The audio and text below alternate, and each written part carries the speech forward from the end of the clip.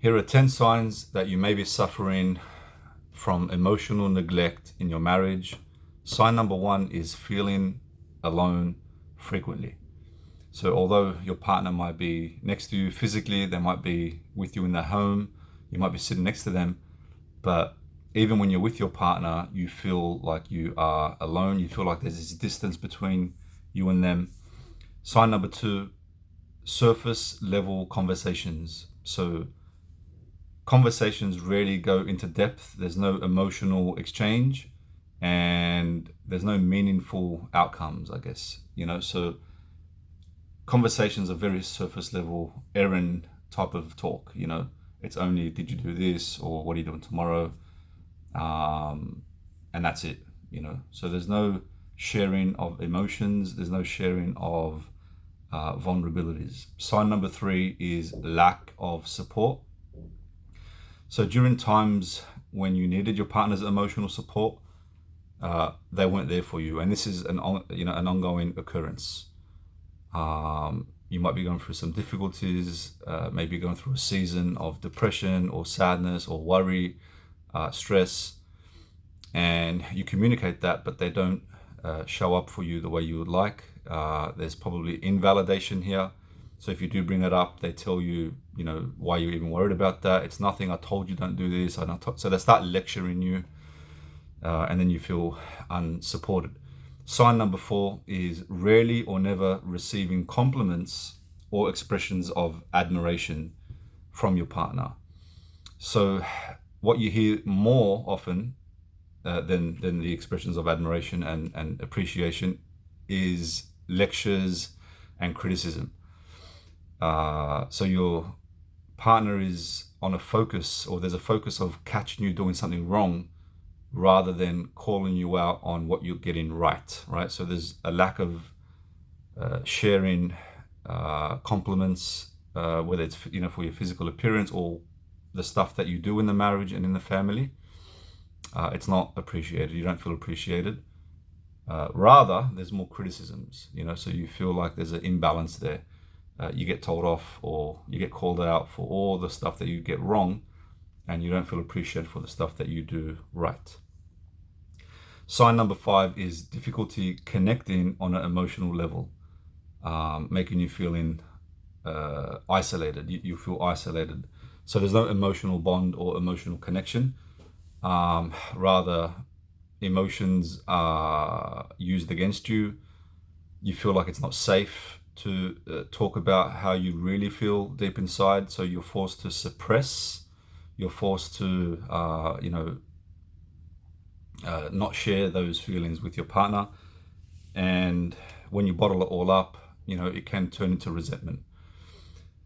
Sign number six is avoiding conflict. Now, we don't want to, have a one-size-fits-all with marriages, but avoiding conflict in general does have its negative outcomes. It may seem like peace in the start, or for a short while, but really it's a lack of engagement. It's scared to to speak again how you feel. You don't want to rock the boat because you might be mocked, or you might be belittled, or you might be told that your feelings aren't accurate, or your feelings don't matter, or the problem that you're raising, that you might be met with being told that you bring up problems all the time.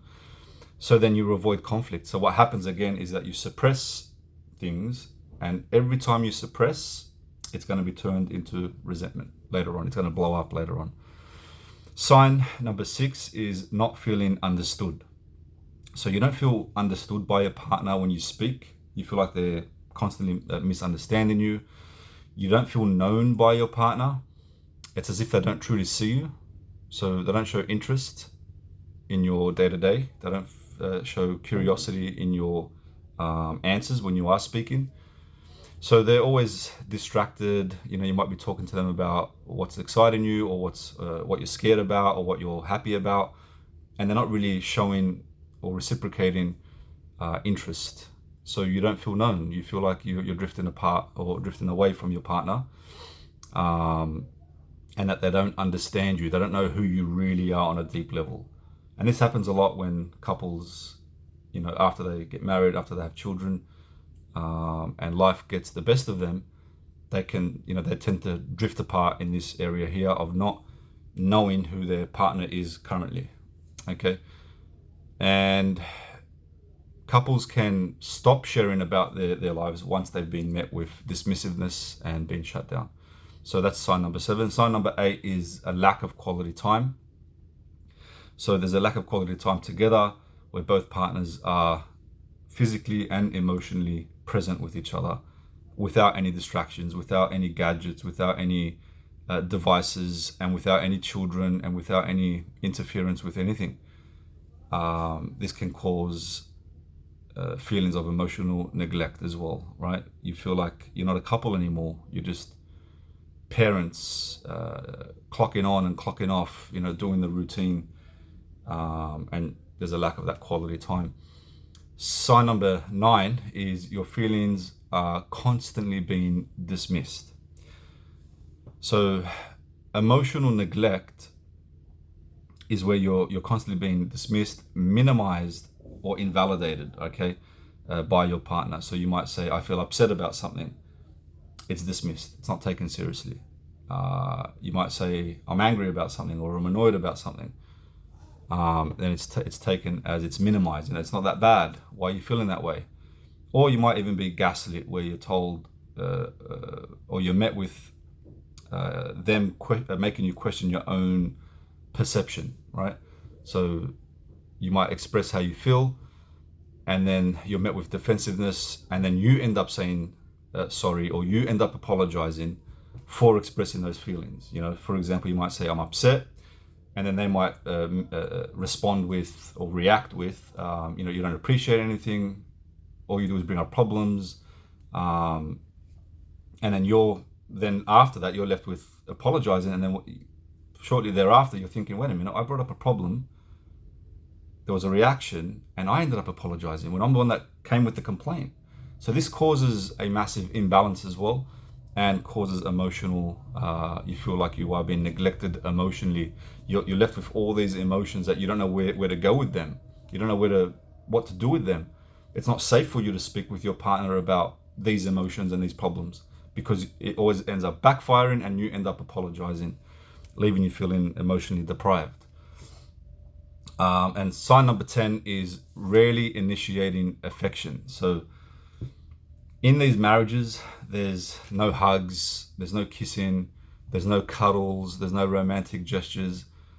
And this is very, very important for couples. Couples who hug regularly, kiss regularly. And we're not always talking about sexual, not only during sex.